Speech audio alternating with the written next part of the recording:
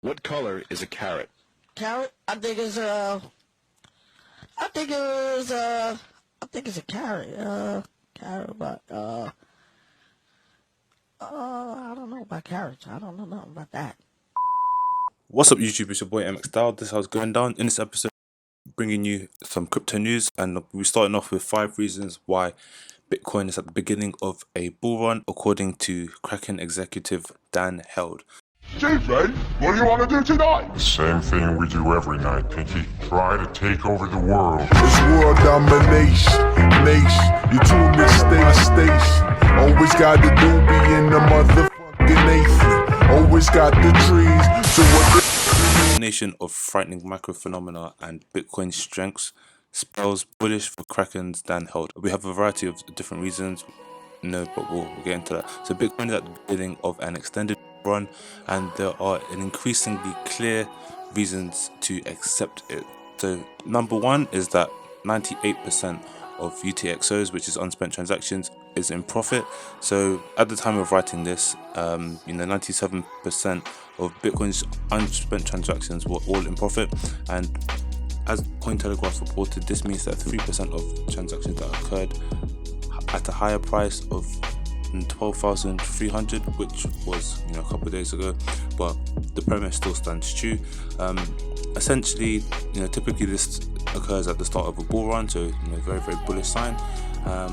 Bitcoin stayed above 10k now for the second longest period in its lifespan, tied with July 2019. So look at this, very, very interesting to see, and I do believe throughout this whole year we'll stay above 10k.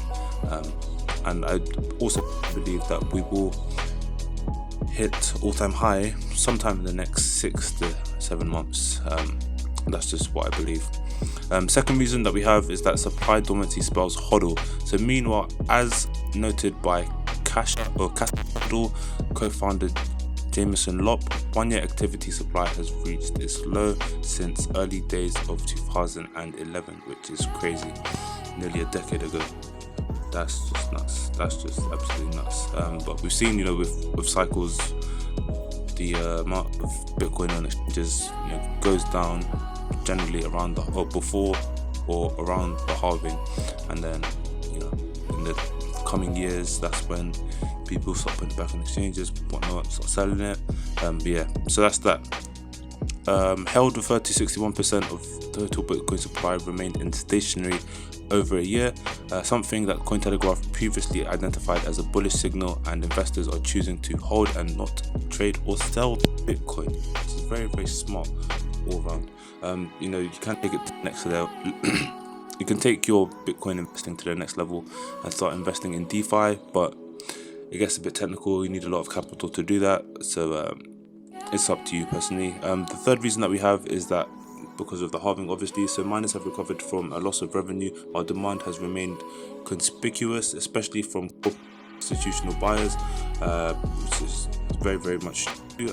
Not much to talk about on this behalf, or this point here. When MicroStrategy made Bitcoin its new treasury reserve currency, its CEO Michael Saylor highlighted monetary policy as a major concern that pushed him away from fiat currency. And it's not just MicroStrategy, there've been other companies like this Canadian pizzeria, they put their reserves in Bitcoin as well, so it's a global thing. But yeah, Dan Held agreed, frequently pointing out that erratic money printing by central banks as a key argument in favor of Bitcoin adoption. The last reason that we have is that world debt snowballs. So lastly, global debt as a percentage of gross domestic product is now higher than any point outside of wartime. This almost unbridled debt, I don't know what unbridled means, so someone let me know in the comments, but this almost unbridled debt mountain in excess of 255 trillion even before coronavirus shows no signs of slowing. So that's just crazy news. In other news, we have the Iranian government looking to take down over 1,000 crypto mining farms. Damn man. So this is just going to go over this briefly. Whistleblowers helped Tanveer, Iran's power company, shut down 1,100 crypto mining farms that were allegedly operating without proper licenses. That's just crazy, man. 1,100. Jeez. must have made some bread on that. Individuals who provided information leading to the detection of unauthorized mining received 100 million reals, which I'm sure must be a lot for them, but in dollar terms that's $480 for their corporation, the Financial Tribune said. Damn, snitching. Niggas be out here snitching, damn, go snitching. Illegal crypto miners risk fines that range from $2,000 to £5,000 dollars for each piece of hardware used. That's ridiculous. £2,000 to £5,000 for each piece of hardware. What? So next piece of news that we have is that Ryanair CEO says, I would never invest 1 cent into Bitcoin. And this is what I have to say to that. Fuck. Yeah, to read a direct quote from the fool, he says, I have never and would never invest 1 cent into Bitcoin, which I believe is equivalent to a Ponzi scheme. I would strongly advise everyone with any shred of common sense to ignore this false story and avoid Bitcoin like a plague. I'm sure he's saying this in public, but I'm sure in private, maybe he's investing, but who knows. So O'Leary was referring to an apparent crypto scam Bitcoin lifestyle, which claimed to have his approval in a promotional campaign. A bogus news article on a fake news outlet claimed that in an interview on the Late Late Show, O'Leary shocked audiences and the host Ryan Tubridy by showing how much money he was making in the Bitcoin scheme, which advertises itself as an automatic trading system. Per the scams campaign, it was enough to drive National Ireland Bank to phone the show and attempt to stop the bit from being aired. So that's the only thing with cryptocurrency, is that, you know, a lot of scummy people still exist in the space and they're still trying to, you know, scam you with like YouTubers doing pump and dumps and all these other people you get in the comments just being douches and trying to take people's money. Like, just earn your money. Like, don't be trying to scam people, you fucking dickheads.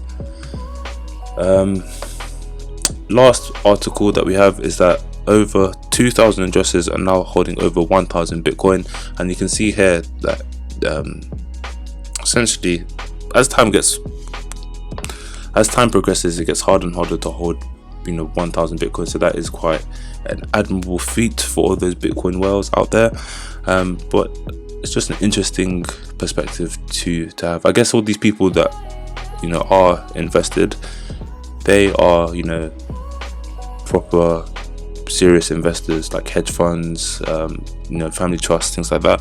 And we have seen that it is at an all-time high, and previously, you know, whenever we've reached a respective all-time high for, you know, Bitcoin whales, we've seen that the price has just absolutely surged. So it's happened after the, you know, the first halving, happened after the second halving, third halving now. So seems to be a pattern here, guys. Yeah, so that's been the video, guys. Make sure you hit the subscribe and like button if you're new.